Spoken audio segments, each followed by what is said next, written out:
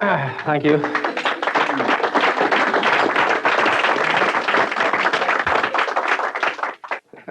Some years ago, a friend and I were watching a porno movie in a Pussycat theater in Hollywood. Like all such theaters, this had its quota of the raincoat crowd, those perfectly harmless souls who cannot afford a VCR. Suddenly, four of LA's finest, two in each aisle, appeared out of nowhere, flashlights in hand, shining their beacons of law and order on the crotches of unsuspecting patrons. All patrons survived the ordeal save one, a bald-headed, portly man dressed in tennis shoes, jeans, and a long, ragged T-shirt. Upon spotting this fellow, one cop, no pun intended, he was not that clever, shouted, "Hold it!"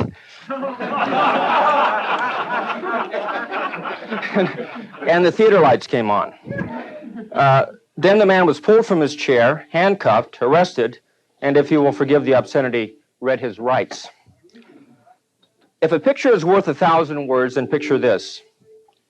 Grown men voluntarily don uniforms, guns, leather belts, and high leather boots. Thus, appropriately clad and with long, hard clubs dangling from their belts, they tiptoe down darkened aisles in search of that great threat to Western civilization, an exposed penis. After some frustrating disappointments, they finally spot what they are looking for. As their hearts race, anticipating the explosive climax of their quest, these leather gods converge on their prey, bind him with handcuffs, and take him for a ride in their car. Now, if these are LA's finest, I think we should ask, finest what? Now, these sort of things go on in America every day, as we know, and I think they reflect a certain puritanical attitude, to say the least. Puritanism has been characterized in various ways by its critics. A famous characterization of Puritanism was made by Thomas Babington Macaulay, a great 19th century English historian, who said in his History of England that the Puritans in 17th century England, quote, hated bear baiting, kind of torturing a bear, not because it gave pain to the bear, but because it gave pleasure to the spectators. Similarly, H.L. Mencken has defined Puritanism as the haunting fear that someone somewhere is happy. In these traditions, I offer my own definition of a Puritan. A Puritan is a person who, when asked his opinion of simultaneous orgasms during sex, replies, "Two wrongs don't make a right."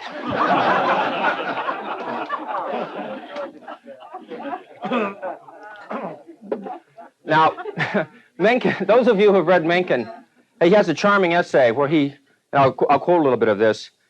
Mencken proposed, quote, to abolish all the sorrows of the world by the simple device of getting and keeping the whole human race gently stewed, close quote. He pointed out that men who are pleasantly drunk, quote, are not makers of war. They do not rob or oppress anyone. All great villainies, he continues, in history have been perpetrated by sober men, and chiefly by teetotalers, close quote. Now, this proposal was published in the American Mercury. It also appears in the great collection of essays, The Chrestomathy. It originally appeared in 1924. Now, I dare say that if Mencken were alive today, or anyone writing that kind of article would find it difficult to get published in any kind of respectable journal. Not that the Mercury was that respectable. But imagine if instead of being high, as he put it, high on alcohol, one were to substitute the similar type of remark, but said high on marijuana, or high on heroin, or high on cocaine. What magazine today would publish an article like that, except one of us in this room would put out? In other words, you can see that the climate of opinion is against even joking about things like this. It seems to me that, I assume that we're basically all libertarians in this room, so I don't have to argue the political point. At least on this bus. Yes. I don't have to argue the political point about everyone should be free to do as he or she chooses. But I think there's an underlying cultural problem here. It seems to me that in many different areas we're witnessing a revival of Puritanism. We see it in the more radical feminist movement. We certainly see it in the environmentalist movement, and we see it in sexual morals, sexual attitudes. Some people blame this on AIDS. I think that's more of a convenient excuse for those people who had an agenda to put in place all along. It seems to me that we have a crusade going which resembles certain 19th century crusades of people who wanted Sabbatarian laws and temperance laws, of a crusade of moral purity. Basically, a clean environment, clean bodies, and clean minds. This obsession with purity. And then of course, you have the purity police, the people who are supposed to oversee, and of course, all this is done supposedly for our own good. Now, I think this puritanical trend is profoundly disturbing to anyone who cares anything about liberty. Now, let me add a proviso here, and if you know anything about American history or any history at all, this will ring a bell with you. You're going to find people like this woman who wanted to put the warning labels on the records. What's her name? Tipper Gore, is that her name? And she says, well, we want this to be voluntary.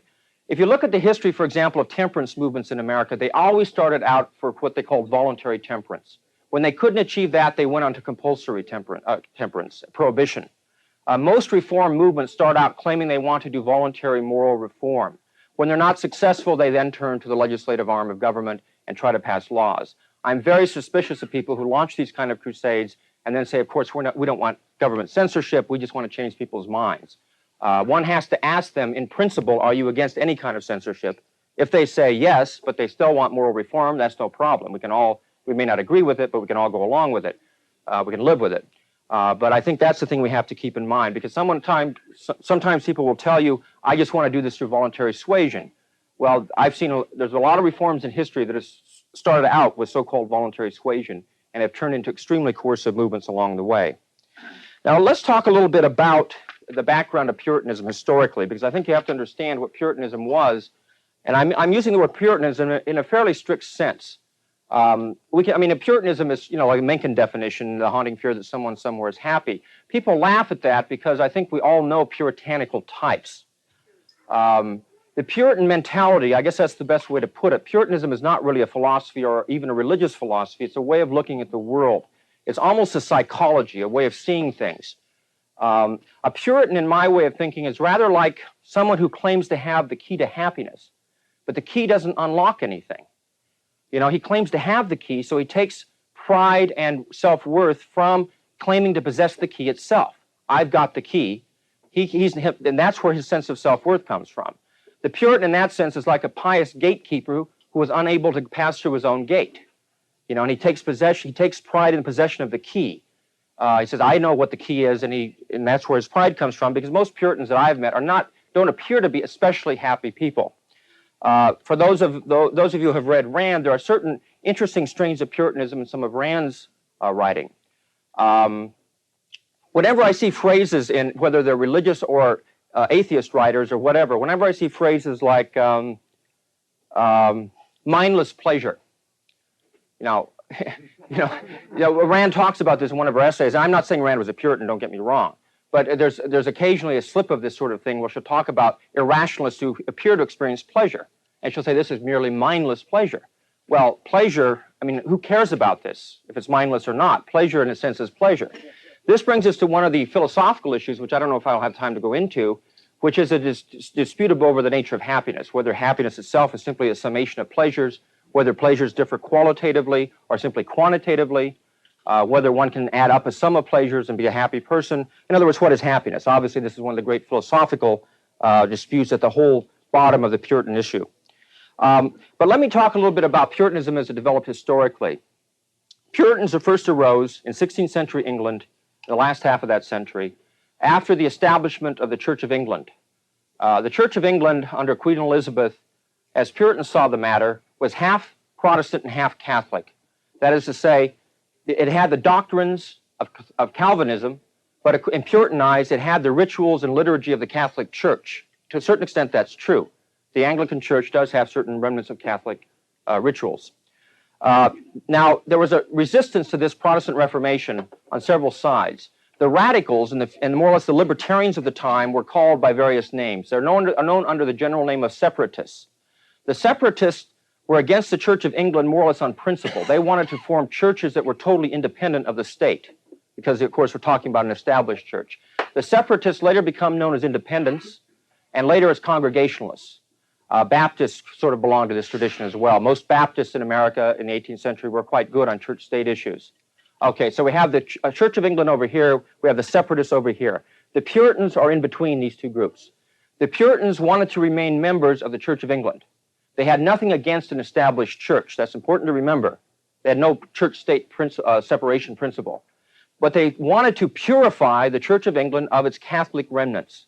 That's where the name Puritan comes from. They wanted to purify the Church of England of its Catholic rituals, and hence the name Puritan. Now, for various political reasons, the Puritans became persecuted in the 1620s and 30s, especially under Archbishop Laud. Many of them fled, many hundreds and thousands fled to Holland and to America, and that's where we know the Puritans from, are largely through the founding and the establishment of the Massachusetts Bay Colony. Okay, this is from your History 101 courses in college, right? Or high school. Now, the important thing to remember here, and I don't know how much you've know about Puritan history, but they exercise a perennial fascination for historians. Historians love to talk about the Puritans. And they're an interesting group of people. One of the great debates in history, although I can't see much of the other side that's very plausible, is to what extent the Puritans contributed to the American tradition of liberty.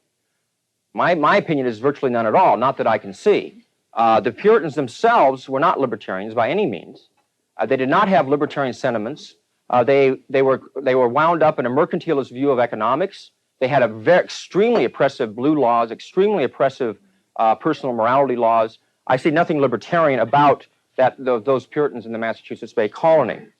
But most importantly, and this is why the historical perspective is important, most importantly, the Puritans had a view of society as being more or less homogeneous, consisting of homogeneous values.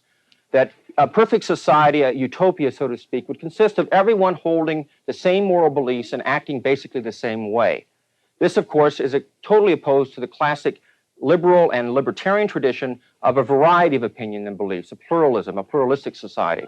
I'm going to read you a brief passage from Philip Greven's book, The Protestant Temperament, where he describes, I think, very well the Puritan mentality and opinion about this idea of social uniformity. Here's what Greven says. Ideally, and this is the Puritan perspective, all Christians were not only pure in their doctrines and practices, but were also of one mind and one heart, following one way. Purity implied uniformity, total agreement and absolute compliance with a single mode of piety and belief. Ideally, again, the hope of evangelicals was to make all mankind into a single, unified, purified whole, alike in their conformity to the rules and will of God as revealed in His written word. Well, I think you see very clearly this whole emphasis on uniformity. One other brief quotation from a man who's now dead, but I think is still considered the leading expert on the history of Puritanism, Perry Miller, who wrote many volumes on the subject. This has to do with the social and political beliefs of the Puritans. You all know what methodological individualism is, that libertarians hold, which is that only individuals exist, society is only an abstraction, society is nothing more than a collection of individuals.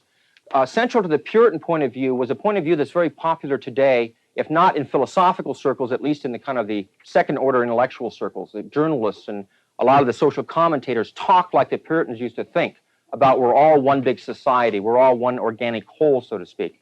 Here's Perry Miller's depiction of the Puritan worldview as it related to social and political matters. And this is very close to home today, to what many people think today. Puritan opinion was at the opposite pole from Jefferson's feeling that the best government governs as little as possible. The theorists of New England thought of society as a unit, bound together by inviolable ties. They thought of it not as an aggregation of individuals, but as an organism, functioning for a definite purpose, with all parts subordinate to the whole, all members contributing to a definite share, every person occupying a particular status. The society of early New England was decidedly regimented. The state legislated over any and all aspects of human behavior. There was no questioning that men who would not serve the purposes of the society should be whipped into line.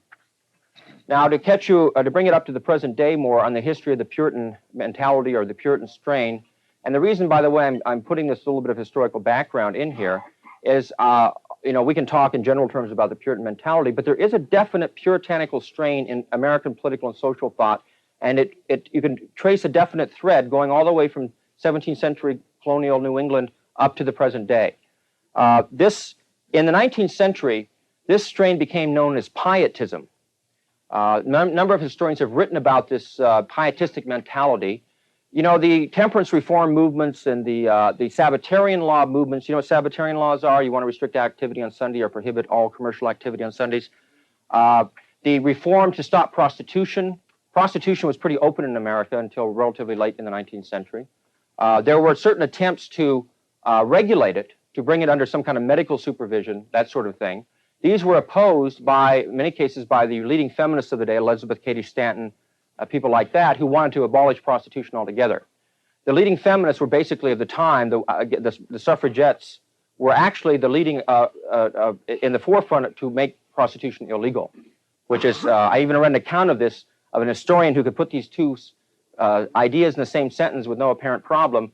The suffragettes and so forth who were defending a woman's right to birth control recognized that a woman owns her own body, and they also opposed prostitution, right? I mean, this was in the same sentence. They recognized a woman owns her own body, but they also wanted to outlaw prostitution. If you want to trace up through the political parties, the Federalist Party during the Jeffersonian era was composed of a lot of these pietists. This later became known as the Whig Party, or remnants of it did. And then it went into the Republican Party, as opposed to the Democrats. The Democrats, you know, to the extent, and I'm not particularly fond of political parties, but to the extent one can put a measure on these things, in the area of personal morality, the Democrats from the Jacksonian era on throughout most of the 19th century were they call themselves the party of personal liberty. The Republicans thought of themselves as a great reforming party. They wanted to reform people morally. And that's where the pietists were. In the early 20th century, the pietists end up in the progressive movement. The progressives, if you've never read them, are among the most sickening people one can possibly read. In religious terms, these were social gospel people. There's a movement called social gospel movement. I'm going to read you a brief passage from the leading journal of the social gospel movement. This appeared in 1914. The social gospel people were calling, this particular passage has to do with compulsory prohibition. They were at the forefront of the call for prohibition of alcohol. Now, this is one thing about these people. It's like Murray Rothbard says about these sorts of passages. This is before the era of public relations.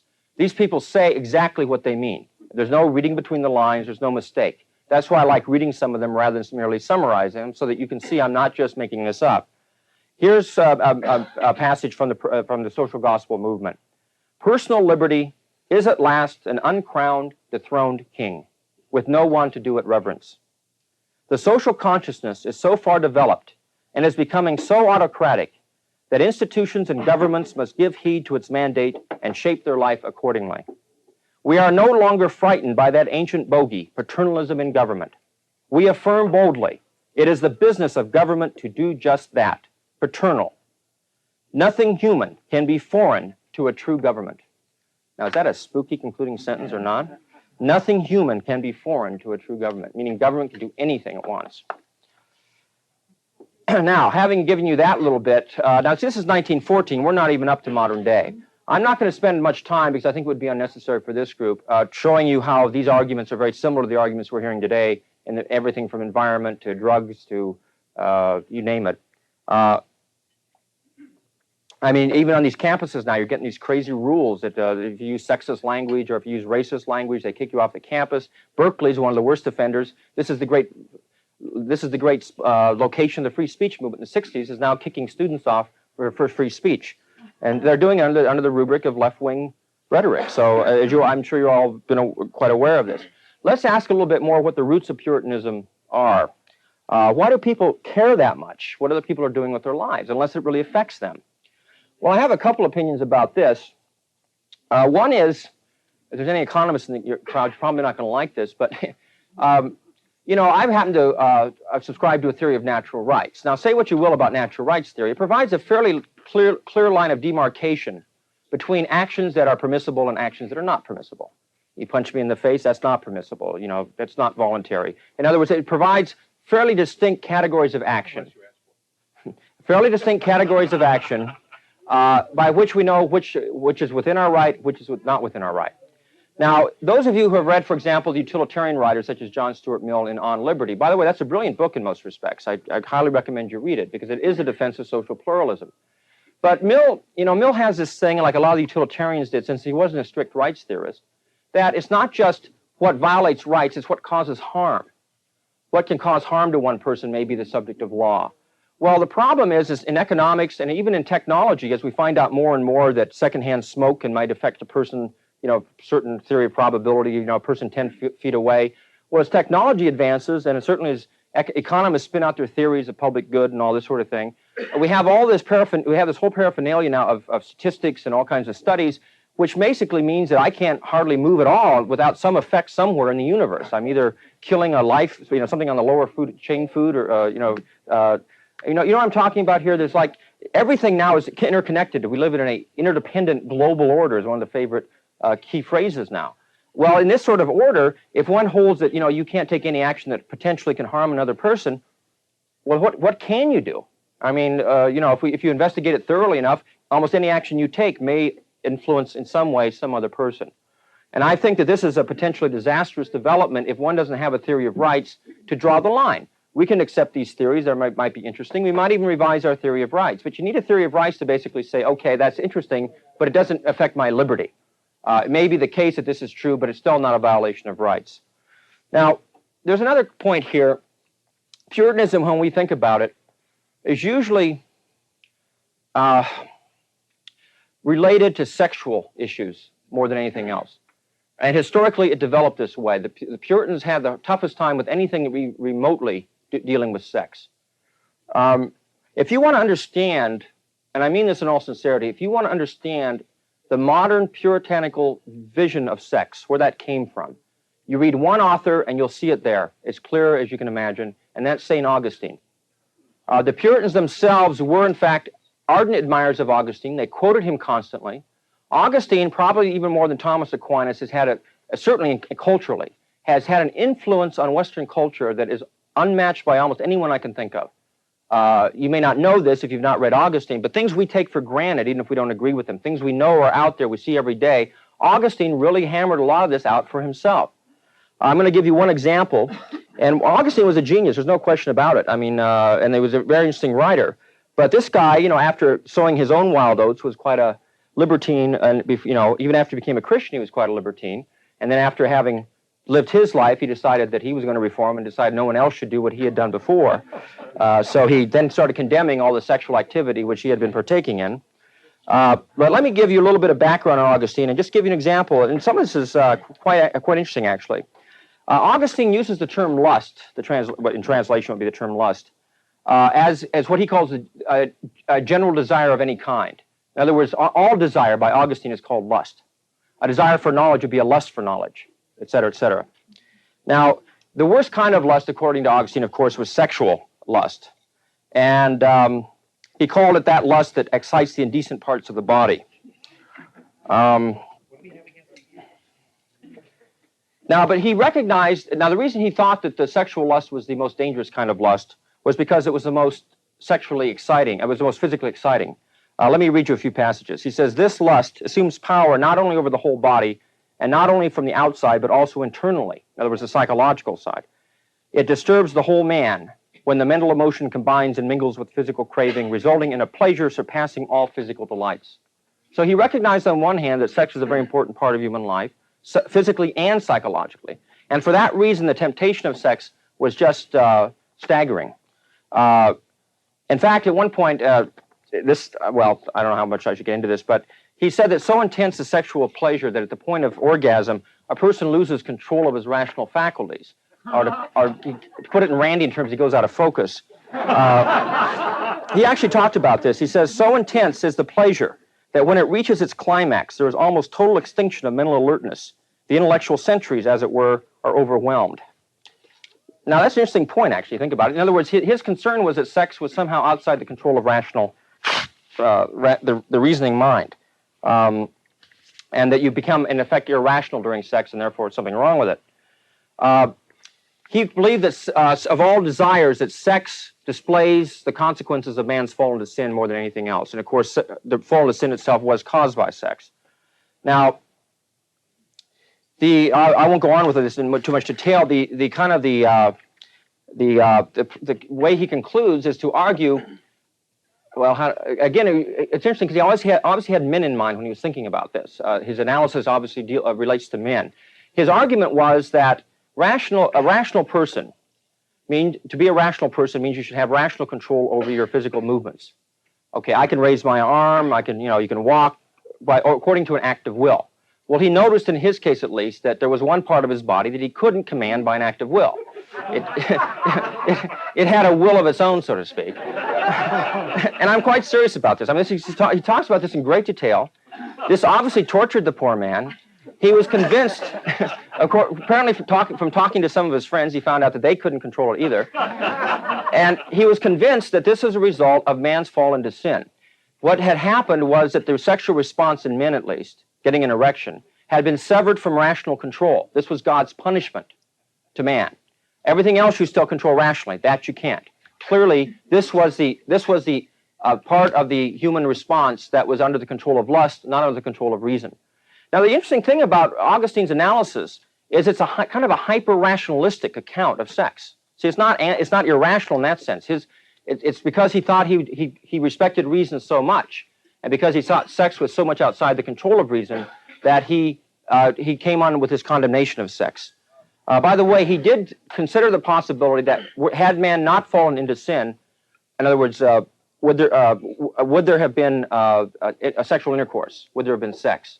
Or did prelapsarian man, you know, prelapsarian man before the fall, man before the lapse into sin, man without sin, would innocent human beings have sex? He decided yes, they would, because God said, go forth and multiply, therefore you have to have sex to multiply. But he said that the sex would have been like shaking hands. There would have been no pleasure involved. It would have been, hi, how you doing? Fine, okay, then you have a kid. And that's the example he uses. It's it'd be no different than shaking hands. Yeah. Yeah, we're going to hear. You'd have to wear gloves. That's not bad. That's the best one tonight, I must say. He said these days you have to wear gloves. Okay. All right. Now, the thing I'm trying to get at here is that the Puritan attitude isn't just some crazy attitude that people have who are uptight. There's a whole philosophy behind it. There's a whole philosophy of a puritanical way of looking at the world. There are many more aspects here that I can't go into that I'd like to, but you should understand that when you run into this puritanical mentality, it's not just a matter of dismissing these people as being, you know, cretins and quacks and so on and so forth. I mean, they may be, but there's a long historical tradition behind the idea of Puritanism. And I think it behooves us as libertarians in battling for individual liberty that we understand something of the philosophical premises and framework that our opponents are working from. Now, to put it in a modern political context, I think this goes back a ways. This isn't so much relevant today, but certainly when the neocons, the neoconservatives were very influential, they were almost the exact opposite of the libertarians on most important moral issues. Let me put for you what I think is one of the classic problems regarding virtue on the one hand and liberty on the other. It's like the old issue of which comes first, liberty or social order? You know, do you have to establish social order by government and then let liberty flourish, or do you establish liberty and social order comes out of that through a process of spontaneous order? It's like Proudhon said, liberty is the mother, not the daughter of order. Well, you have a similar sort of problem regarding liberty and virtue. Which comes first? The libertarians classically have argued, and I'll go back to this in a second, that you establish liberty and virtue best flourishes in a regime of liberty for various reasons that I'll get into. The neocons were very clear in opposing this idea. Their idea, and it's very similar to the traditional conservatives as well, Edmund Burke would be an example of this, going to the 18th century, the conservatives argued that no, you have to establish virtue. It's the government's job to ensure kind of a minimum level of virtue in society, because only virtuous people will respect the restraints of rights, respect other people's liberty. So you first have to instill virtue, teach people to respect other people's property, that sort of thing, and then you can have liberty. And it then becomes part of the job of government to, of course, instill this virtue primarily through the public schools. That was the great rationale for the founding of the public school movement in America. The greatest exponents of the public schools, Horace Mann, many others, were in the Whig Party. They were involved in temperance crusades, in some cases Sabbatarian crusades.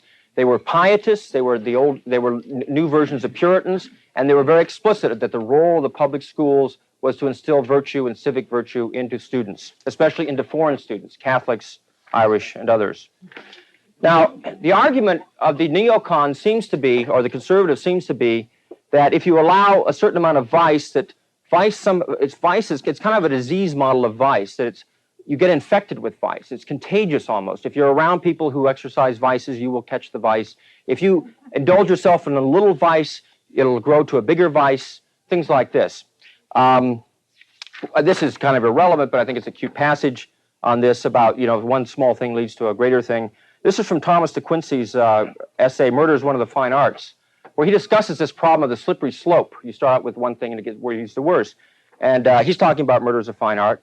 And he says, if once a man indulges himself in murder, very soon he comes to think a little of robbing. And from robbing, he comes next to drinking and Sabbath breaking.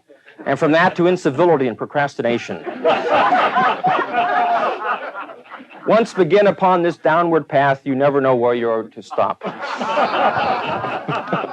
It's a great line.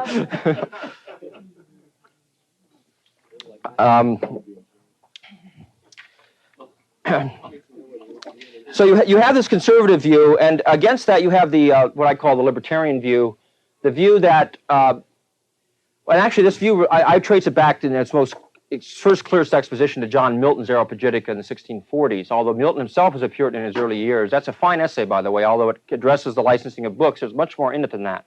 Milton's argument, and he had a very puritanical view of morals himself, but nevertheless he argued the government should not meddle with morals. His argument was that the only true virtue comes from choice. This is his basic argument. There are many tangential arguments, but that a coerced virtue is not virtue. He calls it a cloistered virtue. It's not virtue to point a gun at a man's head and tell him he must do something, where there's no free will involved, there's no moral agency involved. Therefore, you cannot have virtue when vice has been outlawed. You must have virtue and vice both theoretically accessible. Then, if a person voluntarily chooses the good, he's a virtuous person. He argues this at great length, and this became a popular argument among those Christians who were fairly libertarian in their outlook. I'm going to mention a man that you probably haven't heard of, and that's why I'm going to mention him, because he's kind of a hero of mine who, except for myself and Wendy McElroy, I think no one has ever heard of this guy. It's the first defense I've ever seen of legalized prostitution. It was published in 1749. It was published under the name of Gideon Archer, which was a pseudonym for a man named Peter Annett. Now, Annett was a deistical writer. He was a radical Whig, basically a libertarian, classical liberal type, and a deistical writer. He wrote a lot of these deist tracts, anti-Christian tracts, for various magazines at the time. Now, Annett grounds his whole theory in a theory of natural law and natural rights. Basically, he argues that a woman's body belongs to herself. This is the first self-ownership argument against the illegalization of prostitution that I've seen. I'll read you a passage.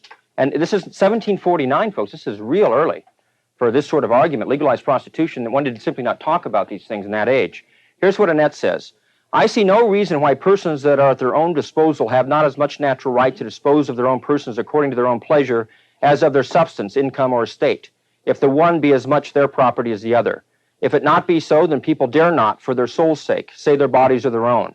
But if it be so, it is not evident why they ought to be punished for disposing of themselves as they please. Close quote. Remarkably early statement of that premise. Now, I won't read any more from Annett except to say that his argument is the pluralistic argument. But more than that, he argues that individuals are not machines that it can be designed one according to another. This is a metaphor that John Stuart Mill used later. They are more like trees that have to be able to grow at their own pace according to their own internal nature. You simply cannot lop them and mold them and think they're going to make them all alike. It's an argument from individuality. This argument was later then repeated by Wilhelm von Humboldt in The Limits of State Action, a Prussian theorist writing in the 1790s. Mill mentioned von Humboldt in his book on liberty. Mill himself defended it. Herbert Spencer was a great defender of this. And of course, going into the 20th century, people like Mencken, Knock, and others. There's a whole heritage to this libertarian way of looking at the virtue-liberty issue.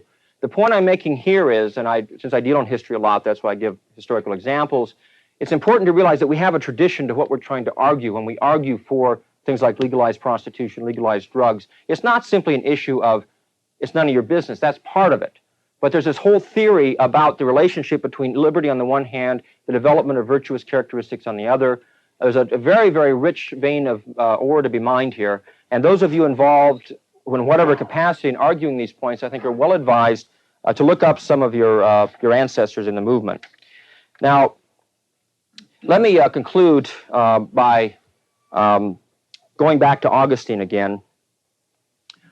Augustine wrote a massive book called The City of God, which is one of the great important books in Western civilization. This book basically was written to defend Christians against the argument that they had led to decadence in the Roman Empire and therefore led to the overthrow of the Roman Empire by the barbarians. Augustine saw much of Rome fall during his own day. And the Romans, of course, said, look, we had all these military virtues. We were a strong people until you Christians came along. You ate out the substance of Roman virtue, and your pacifism and all these crazy ideas you had, and therefore we became weak and fell prey to the barbarians. The City of God was written as a refutation of that view.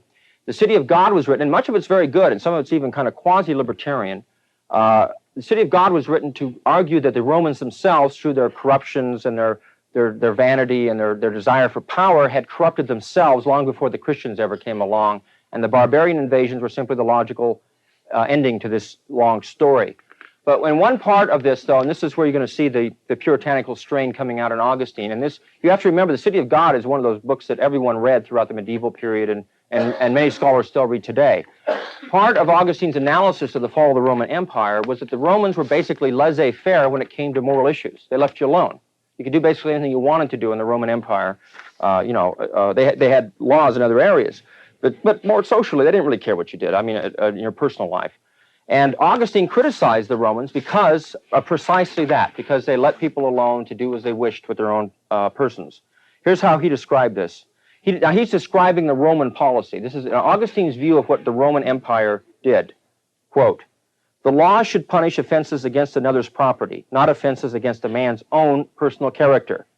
No one should be brought to trial except for an offense or threat of offense against another's property, house, or person. But anyone should be free to do as he likes about his own, or with his own, or with others, if they consent." Augustine goes on to say that this Roman policy of social laissez-faire led to prostitution, gluttony, dancing, theaters, debauchery, and other vices. What was the downside? Yeah, I'm getting to that. Moreover, the Romans, according to Augustine, believed that, quote, "anyone who disapproves of this kind of happiness should rank as a public enemy. Anyone who attempts to change it or get rid of it should be hustled out of hearing by the freedom-loving majority." This poisoning of morals, as he called it, brought ruin to the Roman people.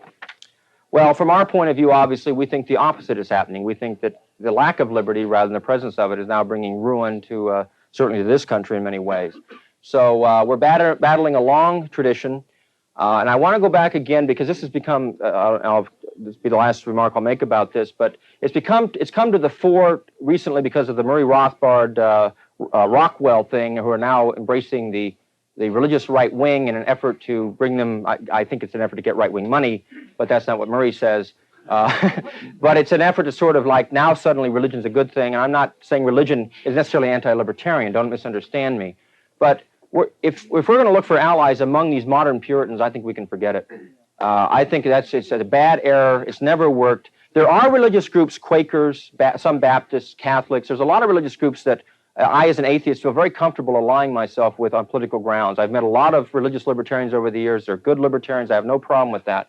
But I have never met a really good libertarian who is also a Puritan. I have yet to find one.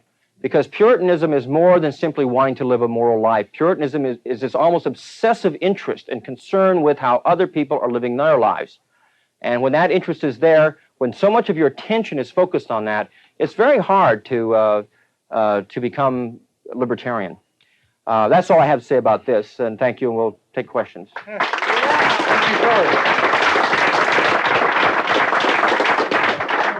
Thank you, as many of you are probably aware, the way we run our questions here is we try to make sure everybody, and that's physically not possible tonight, but we'll try, everybody who has a first question gets a first question before we get to follow-up seconds, thirds, fourths, and long speeches like this one.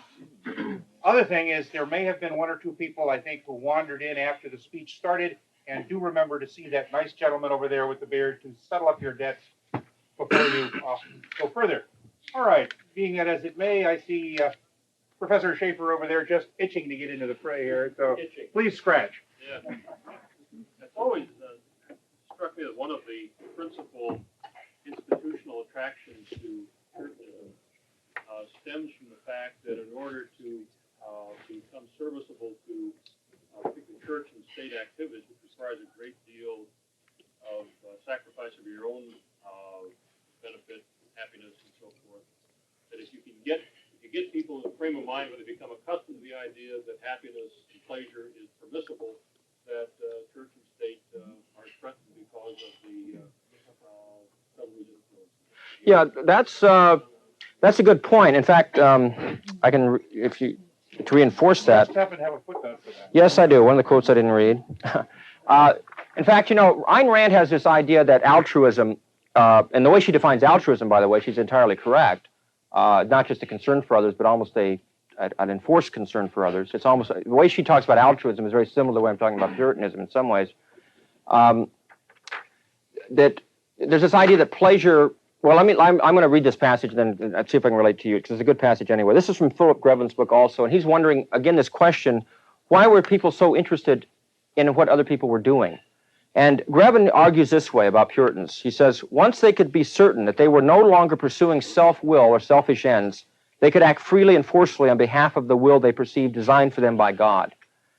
He goes on again, and he talks about only after in other words, he talks about their permanent warfare with the world. The Puritans somehow convinced themselves that they were not self-interested actors, that they were not acting from any selfish motives. Then they felt entirely now, see the problem here, if you think you're acting selfishly, you're going to be, meaning out of your own self-interest or your perception of your self-interest, you're going to be less likely, perhaps, to enforce your view of what's good on other people. Because it's going to be more, well, that's my opinion, right? You know, I do what I want to do, they do what they want to do. But when you become convinced that what you're doing is part of a grand scheme of things, that God has commanded it or whoever, then you're more likely, I'm not saying it's inevitable, but you're more likely to demand that others behave just as you do. But again, we have to go back, and maybe you have some thoughts on this, you have to go back to why, okay, let's forget about the political thing. I mean, that's, obviously, it's a political meeting in a way, but forget about that. You have two libertarians even, I don't care who they are. There are some people who just seem overly anxious about how other people act, and that's something I don't quite, even people they aren't around, they seem overly concerned. If they know that one person somewhere is doing something that they consider immoral, it just vexes them beyond belief. That's a very curious thing if you think about it. That's Knox's line about the difference between rattlesnakes and liberals. The rattlesnake is a gentleman. He will leave you alone if you leave him alone. All right. Next hand I saw was Mr. McDonald's, and the gentleman next to him, and this gentleman, and that gentleman. Those four in a row. Okay, I've met Puritans that are irreligious as well as the Yeah. religious persuasion. Yeah. I don't think that is consciously at the root of it. I'd like you to address perhaps any psychological aberration they may have that motivates this bizarre busybody behavior, and more pointedly, where's the raw nerve I could hit back and clever repartee? Well, I don't know. I finally usually find the Mencken quotation works pretty well. Well, you're right. It's not a religious phenomenon. I mean, we associate it with religion, but we find it, as I mentioned before, I wouldn't say Rand so much, but we find it in some of her more ardent disciples, a kind of a religious fervor. And I'm just talking about Rand because we're familiar with Rand. I've seen it in Marxists. I've seen Marxists who are the worst Puritans imaginable. I don't know, really. Nietzsche has some interesting remarks about this mentality. He thought that Puritanism was a sign of social decadence, that Puritans were people who so distrusted their own self-control that they became very upset at the first stimulus that came along. That it represents kind of the low level of a civilization when people are so concerned that that people can't resist even simple stimulus without going on and on forever and continuing whatever they're doing. I think if you want to see a kind of strange version of Puritanism, kind of rarefied and put in philosophical terms, Immanuel Kant, who has this crazy deontological stuff and the categorical imperative, act in such a way that you can, universalize your moral principle. He actually, I think it's in his lectures on ethics, has a discussion of why masturbation's wrong. And basically, his argument, I assume I'm doing a caricature of it, but I don't think I am. His argument was, well, if everyone everyone did that. In other words, if everyone masturbated all the time, then no one would ever get anything done. It's, in other, What was the point? Yeah, well, I don't know, but paleocons. The paleocons Including are defining them for those people who don't catch the jargon. now. The paleocons are paleo-libertarians. Paleo-libertarian Kant. So, I'm sorry, I can't hear you. National Review, there was an article, it was by Rockwell. Oh, yeah. They are anti-white. Well, I saw the first issue of what's it called, the Rockwell Report. Rockwell report. Yeah, and I think I saw the second one also. I don't know. Look, I don't know what, do you all know what's going on here? I mean, you don't know the background of That's this. why they're asking you for explication. Well, Sam could give you a better explanation than I could. I'll put it very simply. Murray Rothbard and Lou Rockwell, and I don't know who else is involved in this, decided to kind of get out of the Libertarian Party, affiliate with this, what do they call them, paleocons? Is that what they call them now? What's the name of the paper? Yeah, what's the name of the paper, the magazine they put out? Chronicles. And better magazine than Rockford. and anyway, we now have the spectacle of Mr. Libertarian, who used to criticize people for being a little deviationist, selling out, too right-wing, now going over explicitly to the Republican Party and with these paleocons. And now suddenly Rockwell's writing these strange articles about getting all the deviants out of the movement. We don't want homosexuals and drug users in the movement. It gives a bad image. It'll never appeal to middle America. Deviants built this movement, by the way. Yeah. Excuse me, I can't hear you. Please speak up, Ken. I heard him on a radio show, Alex Bennett up in San Francisco, talking about drug legalization. Being for it. Oh yeah, I'm not saying that this is I gather a brilliant strategic move of one among many in the past 10 years. Having brought must be dead because he's joining him. These strategic geniuses, having brought to the Libertarian Party people to the pinnacle of the success, have decided now they should move on to other things and make.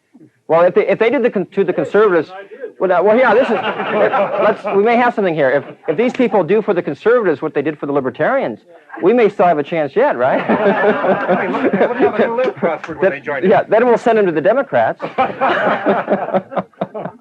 All right. Anyone else who has not yet had a first question? Ah, yes. Gentleman there, his name I do not know. Please speak up. What's your next project? I'm currently trying to finish a book on education, which it's been on, this has been going on since '79. I worked for about a year and a half on this book, and then for various reasons was not able to complete it. The last couple of months in particular, I've gone back to it, and I'm in touch with the publisher now. I've yet to hear from them, but it's been a couple of weeks, so they haven't told me no. And if that works out, that book should be out, I hope, within, next year, certainly. Is that a book on education per se, or? It's called Education and Liberty, the Separation of School and State. That was the original working title.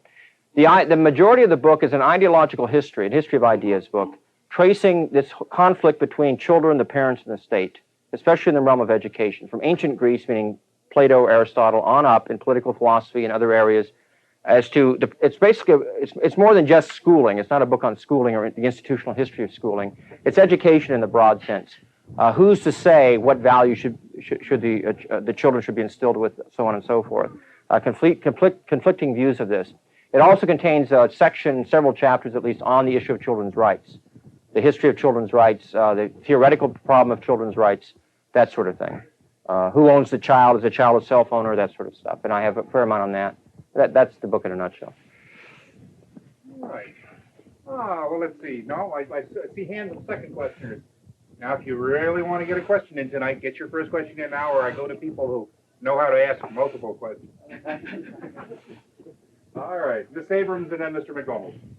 George, I'd like to invite you to go back to the phrase mindless pleasures. Mm-hmm. I wasn't quite ready with the very short dismissal of that you gave. I'd like to ask you to elaborate on what you think is the point he's really trying to make there, and do you think it has any merit despite the perhaps infelicitous choice of label?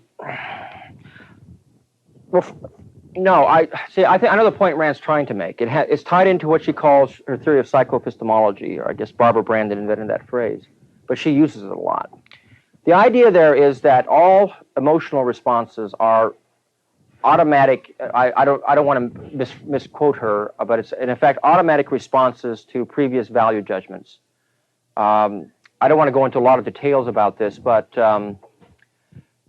this would not refer to physical sensory pleasure, obviously, but in terms of how you respond emotionally or psychologically, I won't say it all depends, but it certainly is greatly influenced by a person's values, a person's philosophical principles. In other words, how you think, so to speak, influences how you will feel, and so on and so forth. The fact that Rand can define pleasure as a state of non-contradictory joy is interesting. It reflects her emphasis on psychoepistemology.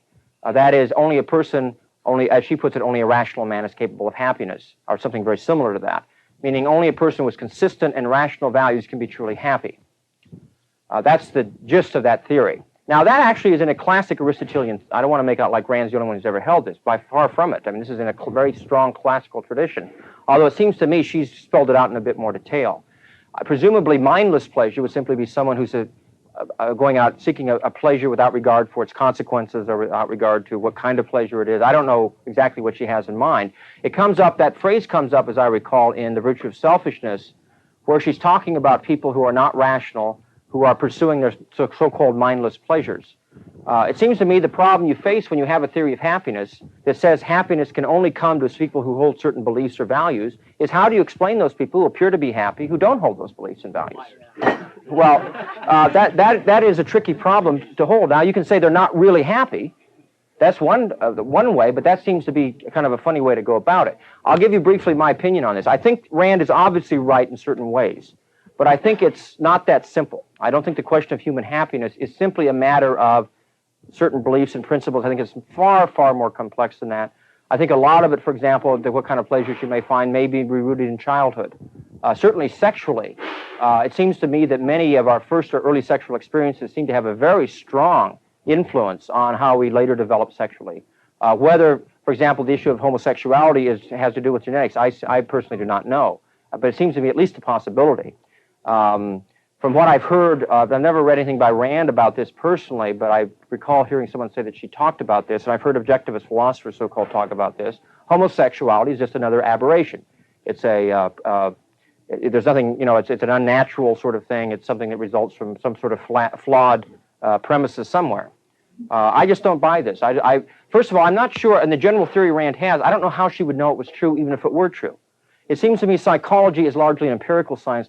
It's not simply philosophy writ large. If you're going to be a psychologist, there's a certain amount of empirical investigation one has to undertake. I don't think that's true of philosophy, but it is of psychology. And my problem with Rand is she often makes grand psychological pronouncements, and I just don't know how she never tries to prove them. She more or less just says them. Do you understand that, we try to narrow the question a bit, do you understand by the phrase mindless pleasures that it is being held up in contradistinction to mindful pleasures? No, all I understand by the term mindless pleasures are pleasures Rand doesn't approve of. That's all, frankly, I think she can mean by it. I don't know what mindless pleasure is. Pleasure is basically pleasure. I mean, if you touch sporting events. I don't know what in that sense, all pleasure is mindless. You don't have to think about pleasure while you're experiencing it to enjoy it. Physical pleasure, if that's what you're referring to, is simply a physical sensation. I think that Rand simply, and like a lot of people, uses the term mindless pleasure when she sees people she considers hippies doing things that she doesn't like. And she says those mindless pleasures. I don't really see the point of a phrase like that. I agree. I don't know what a mindless pleasure is. It ties in back to what you started to explain about emotional responses being the product of antecedent value choices. And was mindless pleasure, in distinction to mindful pleasure, being something that did not proceed from value choice that she didn't approve of? I don't have the text in front of me, and I'd be reluctant to say. She may have an argument like that somewhere, and someone was raising their hand over here may have something to add to this, but we have some people here who know Rand very well, I think. Okay, Sandy, if you would, there are two people who haven't had first questions yet, so let me grab those two. Pauline, and then the gentleman right 2 seats behind her. George, please speak loudly. I'm sorry. You probably understand more of this than I do, but coming back to Christian homosexuality and a lot of other things that Rand spoke of, she didn't really believe in the genetic argument at all. Yeah. She thought it was basically, you're born with a brain that can do anything. And a lot of libertarians hate the idea that they can't possibly be an Aristotle someday, or that there's some part of free will that's involved here that doesn't give them free will, they think. Well, but I think that's being a little unfair to Rand in the sense that certainly I don't think she recognized that. I think I can't quote you chapter and verse, but I think she surely recognized that people are born oftentimes with different capacities. I don't think she would argue with that. So I was going back to when Nathan said that only a very small percentage were actually genetically born homosexual, and the rest was to do with... See, I just don't... But see, here's the problem I have. It's not with the assertion. It's how does anyone know this? Where do they get this information from? This is amazing to me that people can make generalizations like this about what has to be the most complex, baffling aspect of human behavior has to be sexuality. And where are these people who unless they've done, unless they have this body of research somewhere, and how does one go about researching this is what I'd like to know. What type of information is relevant to the thesis? To me, I have to honestly say I've read some things that sounds plausible, but they say it with such certainty and with such authority. Where on earth did they find this stuff out? They keep a burning bush in their bathroom. Yes, the gentleman here, please speak loudly, sir. Yes. Two things. The minor one first, continuing on the last question. When asked a year and a half ago after Jefferson School, you might call the reigning objective psychologist, E.S. Packard, was asked directly, well, what is the moral status of homosexuality? Her answer was, there is none. It is not a moral issue at all, which would imply that the position, at least currently held by the intellectuals, is that it's not a matter of choice. If it were a matter of choice, it would be moral, right. That's quite correct. Yeah. But now, did she say that was Rand's point of view? Because I distinctly remember. No, she just came out as her point of view. Okay. To which no one said it. Okay. In fact, there is no objective decision on homosexuality. But didn't Rand once say that homosexuality was immoral? In the back of my mind, I recall that. Never in print. Nathan has. Well, then I stand corrected. To move on to the more important issue. Okay. The reason I raised my hand, the issue of mindless pleasure in Rand. I do not have a recollection of for using that term of writing it, except in the context of saying that there is no such thing. That not that mindless pleasure is bad, but that mindless pleasure is a contradiction in terms. There is no mind-body split. And the fantastic example of that is the big sex scene between Dagny and Gall in Atlas Shrugged, for those of you who've read it. She would categorically deny that you could have a mindless pleasure which had absolutely nothing to do with anything above the next. Well, but she wasn't. I mean, she wasn't paralyzed. I mean, obviously there are mindless pleasures in the sense of physical sensations. But there is a passage, because I just having finished that book a while back. There, in the Virtue of Selfishness, there's a passage where she talks about. I don't know if I can find it. That's why I'm standing here. But give it to me. I'll see if I can find it. See if I. No index, unfortunately. Okay. If you all bear with me. We're going to get to your question real soon, Sandy. Have the Jeopardy music. Dun, dun, dun, dun, dun. All together. Dun, dun, dun, dun, dun. My first question has to do with this viewpoint about Rand, because that's my understanding of his viewpoint.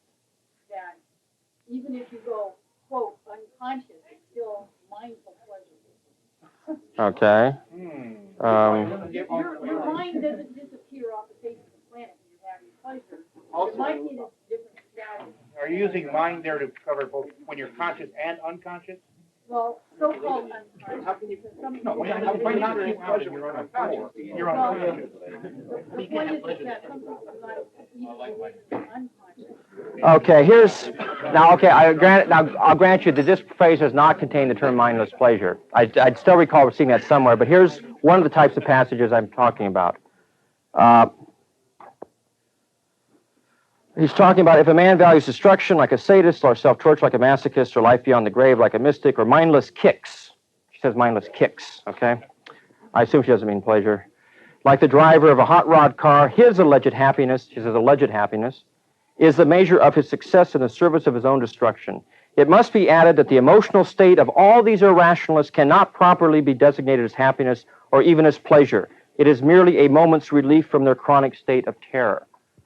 Now, I just can't buy this. I mean, I really cannot. How does she know? Well, granted, but I didn't bring a copy to quote either. It was brought out of the audience. You know?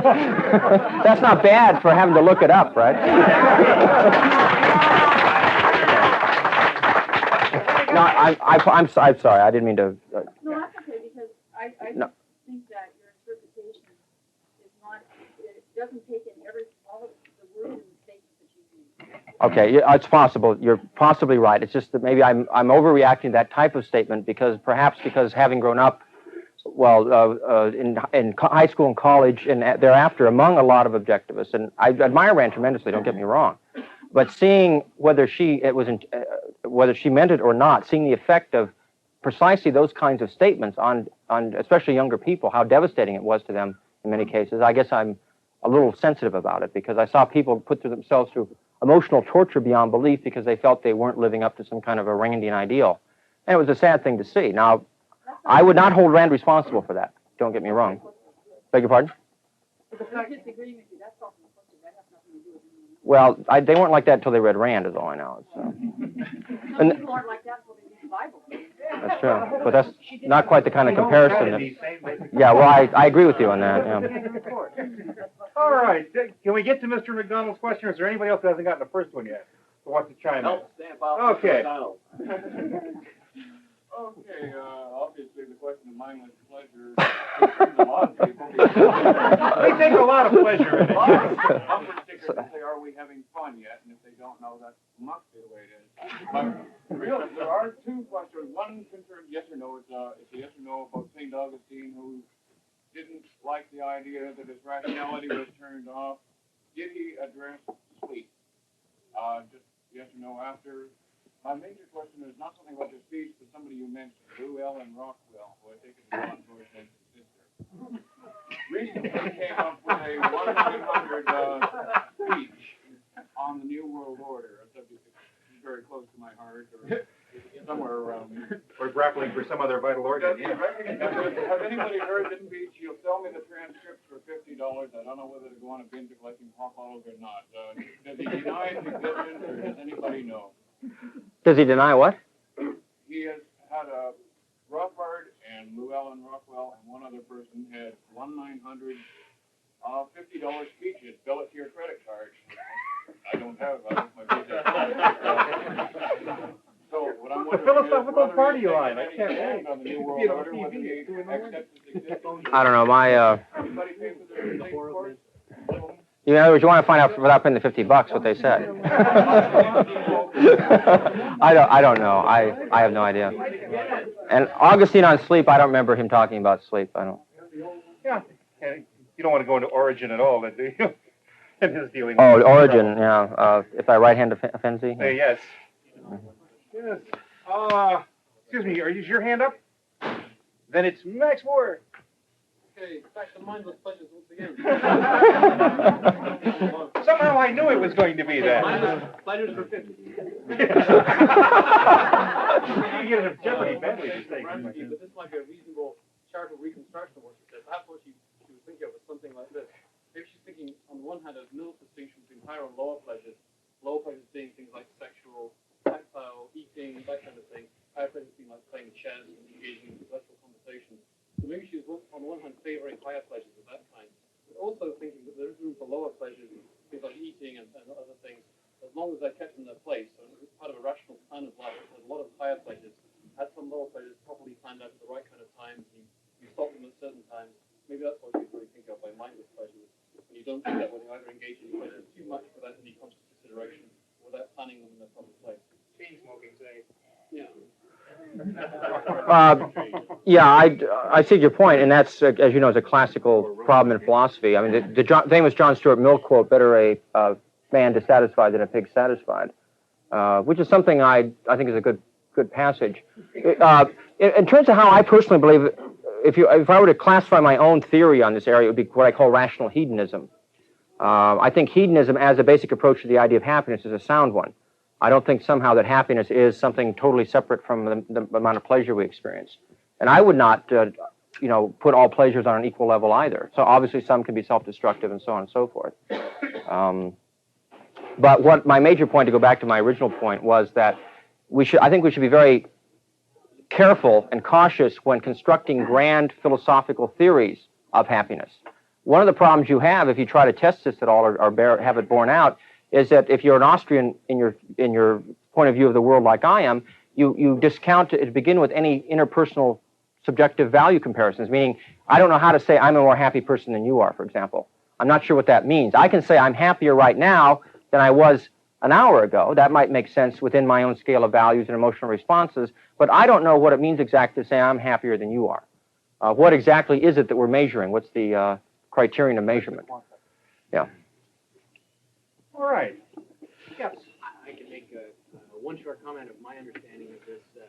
The Platonic view of psychology is that people are sort of, I mean, you remember the Phaedo, there are two horses, and one sort of represents the id, it's the one that goes after the lower pleasures of Max, and then there's the one that is cool and calculating and thinks, and is sort of the superego, and there's sort of, drawing a charioteer who's the ego, and he's trying to control them, and they're separate.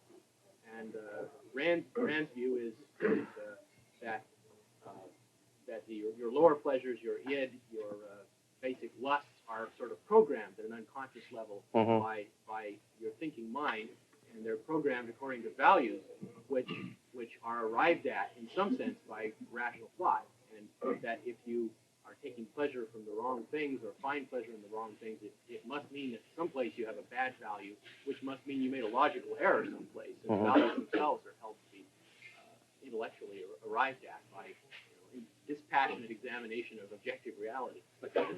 So are hot rod automobiles. Yes, that's right, and that's where the whole thing of appreciation of art comes from, because that's a kind of a lower pleasure. She later recanted on that, but it seems to me it follows very clearly from this sort of unification of both parts of psychology. Okay, we're getting in some technical stuff here now about these arguments. I don't really want to spend too much time on that. If you want to know very briefly, I think the Greeks used to have a saying in the ancient Greeks that you couldn't judge whether a man was happy until after he was dead, because Aristotle also, I think, had to ask him. yes, there was a certain logic behind this. You know where the saying "a swallow does not a summer make" comes from? People say Shakespeare, the Bible. It comes from Aristotle. And the point there was one pleasure does not necessarily make a happy life. A swallow does not a summer make. The point of the Greek saying that you can't judge whether a man's happy until after he's dead is that happiness is a term we should use to apply to the quality of a person's entire life. You can't, it made no sense according to that view of the Greeks to talk about a child being happy. You could say he was having fun, he was experiencing pleasure, he was playing, but happiness for them was a kind of a state of a quality of a person's life when viewed as a whole. This is eudaimonia, I mean, or the idea, the Greek idea, which doesn't, I don't read Greek, but I understand it doesn't translate that well, the meaning into the word happiness, but that's the word we use. I like that idea, whatever word one chooses to use, that you look at a person's life and you say he was a happy person, meaning he had a quality about his life, he lived a largely successful life, and he was a happy person. Whether I agree with every technical aspect of that argument, I'm not sure, but I think it's a nice sentiment anyway. Sophocles says that in Oedipus. Is that where it comes from? I didn't know that. I see people pointing. Ah, yes, Mr. Moyse, who's hidden behind our speaker. I'm literally amazed at all you young people sitting here. Literally amazed at the notion of higher pleasure, lower pleasure, mindless, and all this. And let's talk about sex like you really owned a choice. You don't own a choice. Sex has a place in natural biology. It was invented so that accidentally you would have some children. And propagate the species. And we happen to have a quote, I don't even like that expression, but the higher mammals, have this business of having bisexuality. I mean, two different kinds of sex to make more variety of the species. And this whole notion that somehow you decided to have sex. You didn't. It was already decided before your super great grandparents were born, or 1 million years or 10 million years ago. And you don't own a choice about it, so why worry about it? Just go and enjoy it. What do you have to have a theory about it? You don't. And you don't need a theory of higher or lower or in between or which is lust or which isn't lust, because you don't really own a choice. And incidentally, the word for orgasm in French is very, very significant. It comes from the Latin, and the word is petit mort. Yeah. And I think that's very significant. If it's a little bit of death, then it must be you lived a little, because you can't die without living. It's absolutely required that you live before you die. Yeah, those are sentiments I can go along with. Do we see anyone else out there, or are we going to close up 7 minutes or so early and let people pin George to the back wall? Anybody else have a question? Thank you very much, George. A hell of a good talk. Thank you.